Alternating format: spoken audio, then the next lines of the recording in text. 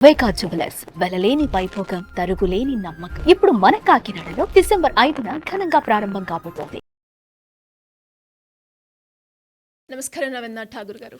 నమస్తే అండి సిరి గారు. సార్, కొన్ని సిచ్యువేషన్స్ కావచ్చు, కొన్ని వార్తలు విన్నప్పుడు మనకి తెలియకుండానే మనకి ఏదో ఒక మూలాన అరే ఇంకా సొసైటీ ఇలా ఉందా అని అనిపిస్తూ ఉంటుంది.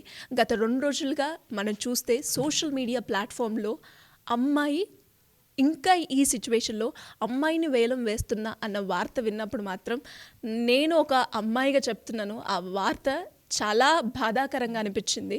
అసలు ఇంకా ఇలాంటి ప్రజెంట్ సిచ్యువేషన్లో ఇలాంటి ఇన్సిడెంట్ జరుగుతున్నాయా సార్? జరుగుతున్నాయి సిరి గారు.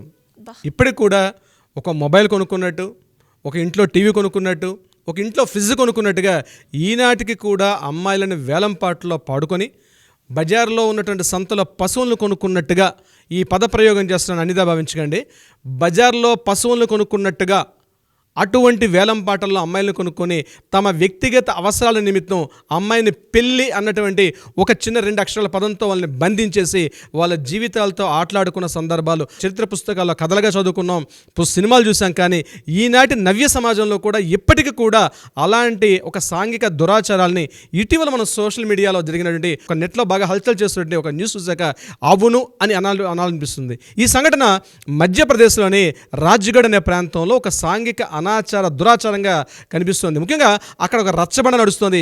ఆ రచ్చబండ మీద ఒక 4 పెద్దలు 5 పెద్దలు ఉన్నారు. అదే ప్రాంతంలో ఇరు వర్గాల వ్యక్తులు, ఒక ఆయన పంచి కట్టుకొని ఒక తెల్ల చొక్కా వేసుకుని ఇద్దరు మాట్లాడుకుంటున్నారు. బేరాన్ని స్టార్ట్ చేశాడు. అందులో మధ్యలో ఉన్న వ్యక్తి 8 లక్షలు అన్నాడు, రెండో వ్యక్తి 11 లక్షలు అన్నాడు, మూడో వ్యక్తి 18 లక్షలు అనుకున్నాడు. మొదట్లో ఇదేదో జస్ట్ ఒక రీల్ క్లిప్పింగ్ కోసం చేస్తున్నారేమో అని అనుకున్నాం. కానీ తరువాత ముందుకు వెళ్తుంటే ఆ విషయం మనం యూట్యూబ్లో చెక్ చేశాక అప్పుడు అసలు విషయం బయటపడింది. ఒక అమ్మాయిని ఒక పెళ్లి చేసుకున్న కట్టుకున్న భార్యని విడాకులు ఇవ్వడం కోసం అని చెప్పి ఆ గ్రామ పెద్దలు కుల పెద్దలు కలిసి పంచాయతీ అనే పేరుతో అక్కడ వేలంపాట్లు ఆక్షన్ పాడుకున్నారు. ఆ అమ్మాయిని 8 లక్షలతో స్టార్ట్ చేసి 11 లక్షలు 18 లక్షల దాకా వెళ్ళారు. దీంట్లో అమ్మాయి తప్పే ఉందంటే అమ్మాయి తప్పు లేదు. ఆ అమ్మాయి తప్పు ఏంటంటే చిన్నప్పుడు ఈ పేరెంట్స్ ఎవరైతే ఉన్నారో తమ అవసరాల నిమిత్తం ఇంట్లో ఆడపిల్ల పుట్టింది అనగానే ఆ అమ్మాయిని ఒక 20,000 రూపాయలకి ఒక అబ్బాయి నిశ్చితార్థం చేసుకున్నాడు. వయసు అయిన తర్వాత ఆ అమ్మాయిని కాపురం తీసుకెళ్లాడు. కాపురం తీసుకున్నాక 2 నెలల్లో 3 నెలల పాటు అబ్బాయితో ఉన్నాక ఆ అబ్బాయి యొక్క అలవాట్లు ఇవేవి కూడా అమ్మాయికి నచ్చక అక్కడి నుంచి తిరుగుబాటు చేసి అమ్మాయి మళ్ళీ పుట్టింటికి వచ్చేసింది. వచ్చే ముందు కూడా అత్తవారిని అడిగింది, అత్తమ్మ నాకు ఇక్కడ నచ్చట్లేదు, ఈ పరిస్థితి అతను చాలా చెడుతులు తిరుగుతున్నాడు, నన్ను పట్టించుకోవట్లేదు అంటే ఇక్కడ పరిస్థితి ఎలా ఉంటుంది, వీలైతే ఇక్కడ ఉండు లేకపోతే మీ ఇంటికి వెళ్ళిపోమని చెప్పింది. ఆ అమ్మాయి మళ్ళీ ఇంటికి వచ్చేసిన తర్వాత అప్పుడు ఆ అబ్బాయి కబురు పెట్టి నువ్వు మరలా మా ఇంటికి రావాలంటే తప్పనిసరిగా నువ్వు 18 లక్షల రూపాయలు వెనక్కి ఇస్తే గానీ మరలా కాపురానికి తీసుకోను అని చెప్పడం జరిగింది. 18 లక్షలు ఇవ్వాలంటే చాలా పేద కుటుంబం, ఏ రకంగా ఇస్తారు? దీనికోసం చెప్పి ఆక్షన్లో అమ్మాయిని వేలంపాట్లో నిలబెట్టి ఆ అమ్మాయిని వేరే వ్యక్తి కొనుక్కుంటే ఆ వేరే వ్యక్తి చెల్లించినట్టు ఆ 18 లక్షల రూపాయల ఆక్షన్ 8 లక్షల నుంచి 18 లక్షలు డిమాండ్ చేస్తే ఇది అవునా కాదా, ఇంత వర్త్ ఉంటుందా లేదని చెప్పి అమ్మాయిని మార్కెట్లో సంతలో పెట్టిన ఒక సంతలో ఒక పశువు నమ్మినట్టుగా ఆ అమ్మాయికి ఒక రేట్ నిర్ణయించి ఆ ఇచ్చిన సొమ్ముని ఎవరైతే ముందు పెళ్లి చేసుకున్నాడో ఆ అబ్బాయికి ఆ అమౌంట్ హ్యాండ్ ఓవర్ చేసి అప్పుడు ఈ అమ్మాయిని మళ్ళీ కొత్త వ్యక్తికి కట్టబెట్టడం.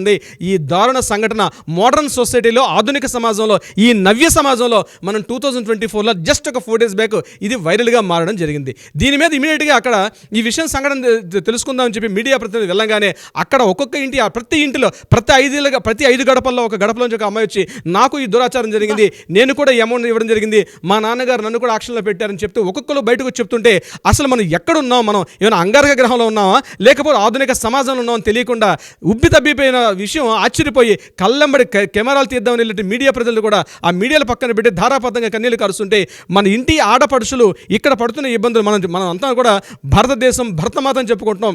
భరతమాత పిల్లలు ఈ రకంగా తనకు పుట్టిన మనం భరతమాతను ఎంత గౌరవంగా స్త్రీని గౌరవించుకుంటాం. అటువంటి సంఘటనలో ఈరోజు ఆడపిల్లలు పడుతున్న ఈ కష్టాన్ని చూసి హృదయం ద్రవించిపోయింది మీడియా ప్రతినిధులకి. అయితే ఈ సంఘటన మీద ఇమీడియట్గా అక్కడ పోలీస్ ఇన్ఛార్జ్ గారికి ఇన్ఫార్మ్ చేశారు. ఎస్పీ గారు రంగంలో దిగారు. ఇమీడియట్గా ఆ సంఘటన ప్రదర్శనకి వెళ్తే 800 కేసులు నమోదయ్యాయి తిరిగారు.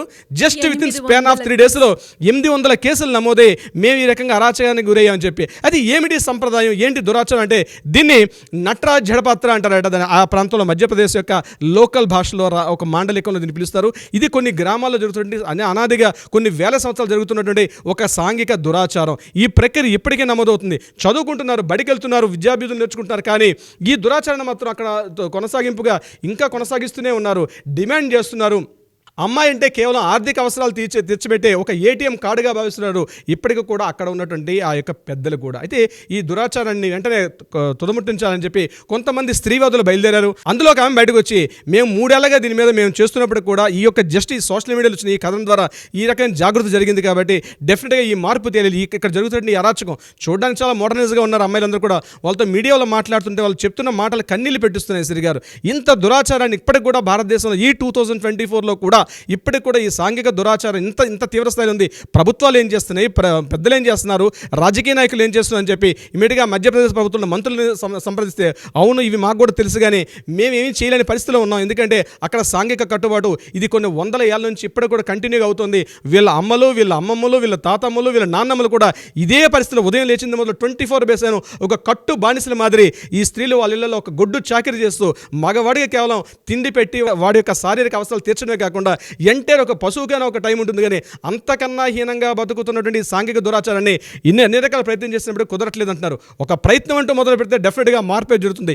ఈ రోజు వచ్చిన సోషల్ మీడియాలో ఏదైతే ఈ ప్రభావం జరుగుతుందో దీన్ని ఖచ్చితంగా ముందుకు తీసుకెళ్ళగలిగితే మాత్రం ఈ దురాచారాలు ఎక్కడున్నా సరే మన స్త్రీవాదులే, అది ప్రదేశమా ప్రాంతం పక్కన పెడితే ఇటువంటివి ఎక్కడ కూడా జరగకూడదు. ముఖ్యంగా మాలాంటి న్యాయవాదుల దృష్టికి వస్తే ముందుకు వెళ్తాం. ఇది ఒక సామాజిక బాధ్యతగా తీసుకుని వెళ్లాల్సిన బాధ్యత అయితే ముందుంది. ముఖ్యంగా ఈ విషయం నేను మీకు తెలియపరచగానే ముఖ్యంగా శ్రీ గారు ఇమీడియట్గా మా కాంటాక్ట్ చేసి ఠాగూర్ గారు చేద్దామన్నారు.